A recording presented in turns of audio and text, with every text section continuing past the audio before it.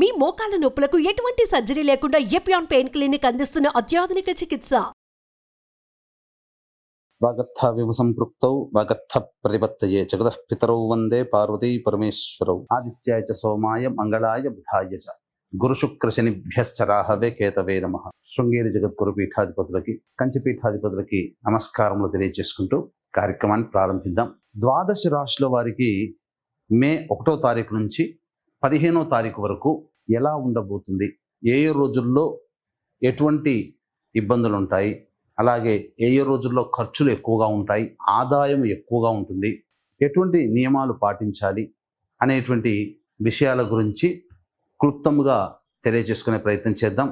ఇక విషయంలోకి వెళ్ళినట్లయితే 1వ తారీఖు నుంచి 15వ తారీఖు వరకు మేషంలో రవి, 7వ తారీఖు నుంచి బుధుడు ప్రవేశిస్తాడు, వృషభంలో గురువు, ఇక కర్కాటకంలో కుజుడు, కన్యలో కేతువు, మరియు వ్యయంలో అనగా మీనరాశిలో శుక్రుడు, శని, రాహువు, బుధుడు 6వ తారీఖు వరకు ఉంటాడు. 7వ తారీఖు నుంచి మేషరాశిలోకి ప్రవేశించేస్తాడు.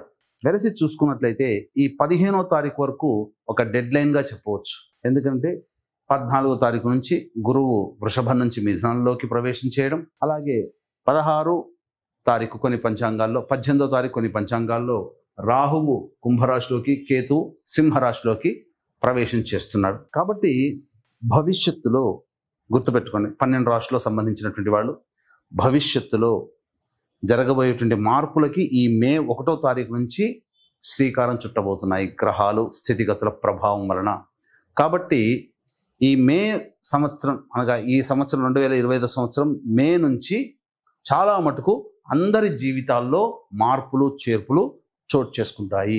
ద్వాదశ రాశుల్లో భాగంగా మేషరాశిలో జన్మించినటువంటి వారికి మే 1వ తారీఖు నుంచి 15వ తారీఖు వరకు ఏ విధంగా ఉండబోతుందో తెలుసుకునే ప్రయత్నం చేద్దాం.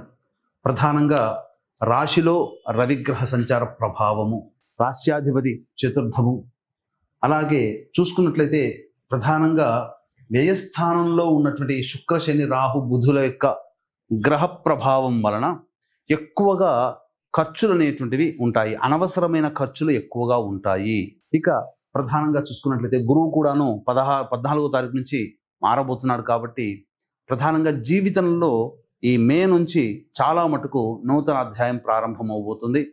ముఖ్యంగా కొత్త వ్యక్తుల పరిచయం అనేటువంటిది ఈ మే నెల నుంచే ప్రారంభమవుతారు. ఇక చూసుకున్నట్లయితే ఈ యొక్క రాశిలోని రవి మరియు 7వ తారీఖు నుంచి బుధగ్రహ సంచార ప్రభావము, సౌఖ్యం, జీవితంలో కంఫర్టబుల్ లైఫ్ని లీడ్ చేయడానికి అనుకూలమైనటువంటి పరిస్థితులు ఏర్పడతాయి. ప్రధానంగా ఈ మేషరాశి వారికి స్త్రీ సౌఖ్యము ఉండబోతుంది. అంటే ఎవరైనా కానీ స్త్రీల వల్ల సహాయ సహకారాలు ఎక్కువగా పొందుతారు, ఇది మనం చెప్పుకోవచ్చు. ఇక ప్రధానంగా చూసుకున్నట్లయితే వివాహం కావాల్సినటువంటి అబ్బాయిలకి అమ్మాయిలకి వివాహం నిశ్చయం అవడానికి ఆస్కారాలు ఎక్కువగా ఉన్నాయి, గ్రహాలన్నీ కూడాను అనుకూలంగా ఉన్నాయి. కాకపోతే ఈ మేషరాశిలో జన్మించినటువంటి వారు చతుర్థ స్థానంలో కుజగ్రహం స్తంభించి ఉన్నటువంటి కారణం చేత వాహనాన్ని నడిపేటప్పుడు జాగ్రత్తలు పాటించాలి. ఇక వ్యయంలో రాహువు, శని, బుధుల యొక్క సంచార ప్రభావం మొదటి వారం అనగా 1వ తారీఖు నుంచి 6వ తారీఖు వరకు కాస్త అనవసరమైనటువంటి ప్రయాణాలు చేసే అవకాశాలు ఎక్కువగా గోచరమవుతున్నాయి. కావున ప్రయాణాలు చేసేటప్పుడు జాగ్రత్తలు పాటించండి. ఇక ప్రధానంగా చూసుకున్నట్లయితే ధన నష్టం కూడా 1వ తారీఖు నుంచి 6వ తారీఖు వరకు ఎక్కువగా ఉండబోతుంది. కాబట్టి జాగ్రత్తలు పాటించండి. ఇక మనం ఈ యొక్క రాశిలో జన్మించినటువంటి వారికి సాధారణమైనటువంటి ఫలితాలు ఉంటాయి, అనగా మిశ్రమ ఫలితాలు ఉంటాయి. లాభము సామాన్యమే, నష్టము కూడా సామాన్యమే ఉంటుంది. అయితే గ్రహాలన్నీ కూడాను సంచార ప్రభావం అనుకూలంగా ఈ మేషరాశిలో జన్మించినటువంటి వారికి ఉన్నటువంటి కారణం చేత అనుకున్నటువంటి పనులు మీరు ప్లానింగ్ చేసుకొని ఇంప్లిమెంటేషన్ చేయగలిగితే విజయాన్ని పొందే అవకాశం ఉంటుంది. కాకపోతే ఆత్మస్థైర్యము, కుజగ్రహం రాశ్యాధిపతి కుజుడు బలహీనపడ్డాడు. ఈ కారణం చేత పైకి డాంబికంగా మనము ఈ మేషరాశిలో జన్మించినటువంటి వారు ఉత్సాహము, శౌర్యము, ప్రతాపము, పరాక్రమం ఉన్నట్టుగా కనిపిస్తారు. కానీ ఇంటర్నల్గా వాళ్ళు అంత పరాక్రమాన్ని అనగా ఆ కరేజ్ని చూపించలేకపోతారు. ఆత్మవిశ్వాసం సన్నగిల్లుతుంది. పోను పని మొదలు పెట్టినప్పుడు ఉన్నంత ఉత్సాహము పని మధ్యలో ఉండంగా తగ్గుతూ వస్తుంటుంది. కాబట్టి మేషరాశిలో జన్మించినటువంటి వారు మే 1వ తారీఖు నుంచి 15వ తారీఖు వరకు ఏ పని చేపట్టినా ఆత్మవిశ్వాసాన్ని పెంపొందించుకునే ప్రయత్నం చేయండి. తప్పకుండా అన్ని విధాలుగా యోగదాయకంగా ఉంటుందని చెప్పవచ్చు. ఉద్యోగస్తులైతే ప్రధానంగా చక్కటి యోగ స్థితిని పొందుతారు. ప్రమోషన్లు పొందే అవకాశం ఉంటుంది. నిరుద్యోగస్తులకి ఉద్యోగం లభించే అవకాశం ఉంటుంది. ఇక సంతానం కోసం ప్రయత్నం చేసేటువంటి వాళ్ళకి చక్కటి శుభవార్త అనేటువంటిది ఉంటుంది. ఇక విద్యార్థులు బాగా శ్రమిస్తే తప్ప కాంపిటేటివ్ ఎగ్జామ్స్లో వాళ్ళు అధిక శాతంతో ఉత్తీర్ణతను పొందలేరు. అయితే విదేశీయానం, విదేశీ విద్యకు సంబంధించి చేయే ప్రయత్నాల్లో కోరుకున్నటువంటి యూనివర్సిటీలో ప్రవేశం లభించడానికి ఆస్కారం ఎక్కువగా ఉంటుంది. ఇక వ్యాపార రంగంలో ఉన్నటువంటి వాళ్ళు ప్రధానంగా గమనించాల్సినటువంటిది ఒక ఇనుము, స్టీలు, తోలు, అలాగే ఇటుక బట్టీలు మరియు ఎడిబుల్ ఆయిల్స్, ఆటోమోటివ్ రంగంలో ఉన్నటువంటి వాళ్ళకి తప్ప మిగతా అన్ని రంగంలో ఉన్నటువంటి వాళ్ళకి లాభదాయకంగా ఉంటుంది. న్యాయవాద వృత్తులు, అలాగే ఈ సంబంధించినటువంటి ఎలక్ట్రానిక్స్ అండ్ ఎలక్ట్రికల్ రంగంలో ఉన్నటువంటి వాళ్ళు, అలాగే రైతులు మరియు కౌలు రైతులు, రియల్ ఎస్టేట్ వ్యాపారస్తులు ఉన్నటువంటి ప్రాజెక్ట్స్ని, ఉన్న వ్యాపారాన్ని కొనసాగించే ప్రయత్నం చేయండి. కొత్త వాటి జోలికి వెళ్లకుండా ఉండడమే చాలా మేలు అనేటువంటి విషయాన్ని గమనించుకోవాలి. ఎందుకంటే రాబో కాలము అంత అనుకూలంగా లేదు. ఈ కారణం చేత జాగ్రత్తలు పాటించండి. ఈ రాశిలో జన్మించినటువంటి మహిళలు ముఖ్యంగా ఎటువంటి జాగ్రత్తలు పాటించాలి? ముఖ్యంగా గమనించుకున్నట్లయితే మహిళలకి మీ యొక్క వాక్కు అధికంగా ఉండబోతుంది. అంటే ఏంటి? మీ యొక్క వాక్కుకి బలం పెరుగుతుంది. మీరు గీచిన గీచ అందరూ కూడా జవదాటరు. మీ మాటే వేదవాక్కుగా, శిరోధార్యముగా మీ కుటుంబంలో కానీ, చేస్తున్నటువంటి వృత్తి ఉద్యోగాల్లో కానీ ఉండబోతుంది. కాబట్టి ధైర్యంతో ముందడుగు వేసే ప్రయత్నం చేయండి.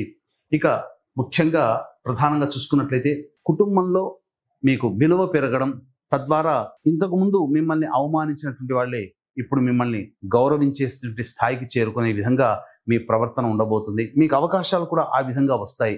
అయితే ఇక్కడ మీరు ఎదుటి వారిని చులకనగా చూడడం అనేటువంటిది తగ్గించుకోండి. ఆత్మవిశ్వాసంతో ముందడుగు వేయండి.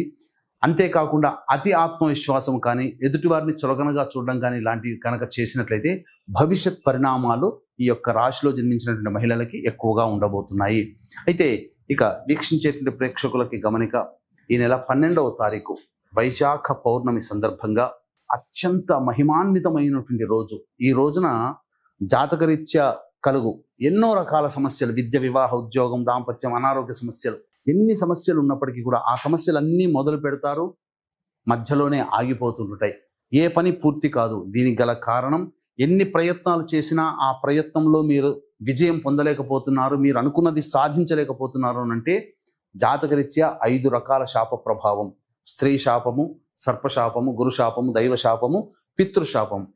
కాబట్టి ఈ యొక్క 5 రకాల శాప ప్రభావాల నివృత్తికి వైశాఖ పౌర్ణమి సందర్భంగా ఈ యొక్క పంచశాప నివృత్తి కార్యక్రమాలు అనేటువంటి చేయించడం జరుగుతుంది.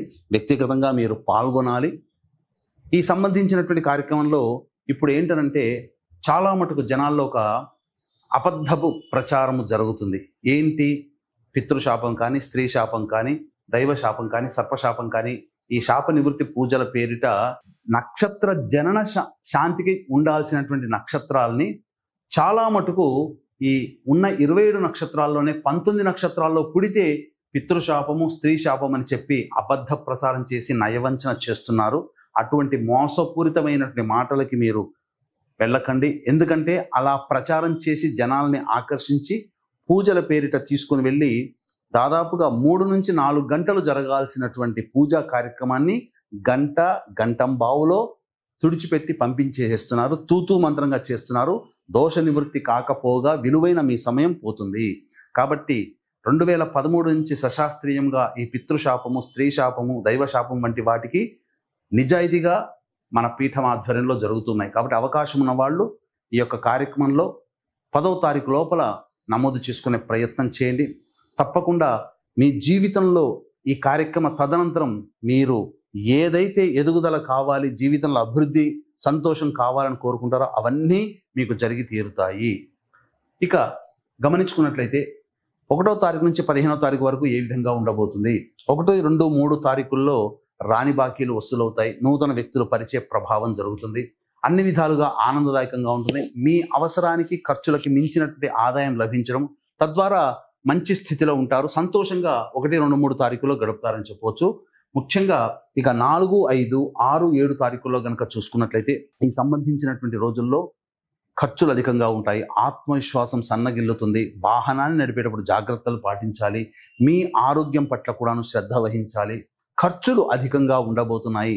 వాహన మరమ్మతులు, గృహ మరమ్మతులకి, గృహోపకరణాలకి ఖర్చులు అధికంగా అవుతాయి అని గమనించుకోండి. కాబట్టి ఖర్చుల శాతాన్ని తగ్గించుకోండి.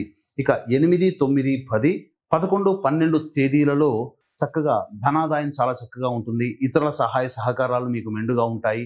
శత్రువులపై మీదే విజయం సాధిస్తారు. పోటీ పరీక్షల్లో ఉన్నటువంటి వాడికి అత్యున్నతమైనటువంటి ప్రతిభ కనబరిస్తారు. మీరు ఉత్సాహంతో మీ శక్తికి మించినటువంటి పనులు చేయడం ద్వారా మీరందరూ కూడా ఆ సమాజంలో గొప్పగా కీర్తింపబడతారు. అన్ని విధాలుగా ఆనందదాయకంగా ఉంటుందని చెప్పవచ్చు. ఇక 13, 14, 15 తారీఖుల్లో జాగ్రత్తలు పాటించండి. ఖర్చులు అధికంగా ఉంటున్నాయి కాబట్టి మానసికమైనటువంటి ప్రశాంతత లోపిస్తుంది. ఒక జిగ్జాగ్ లాగా ఉంటుంది. ఏ పని చేయాలన్నా సంతోషం ఉండనటువంటి పరిస్థితి. కాబట్టి జాగ్రత్తలు పాటించండి. ముఖ్యంగా 4, 5, 6, 7, 13, 14, 15 తేదీల్లో ఖర్చులు అధికంగా ఉంటాయి. సమస్యలు కూడా ఉంటాయి. 1, 2, 3, 8, 9, 10, 11, 12 తేదీల్లో మీకు ఆనందదాయకమైనటువంటి పరిస్థితి ఉండబోతుంది. ఇక గమనించుకున్నట్లయితే ఈ సంబంధించినటువంటి సమస్యలు అనేటువంటి ప్రతి మానవుడికి ఉంటాయి. కాబట్టి ఈ సమస్యల పరిష్కారం కోసం ప్రతిరోజు సుబ్రహ్మణ్య భుజంగ స్తోత్రము, గణేష స్తోత్రము వీలైనన్ని సార్లు ప్రతిరోజు రోజుకి 3 సార్లు పారాయణం చేయండి.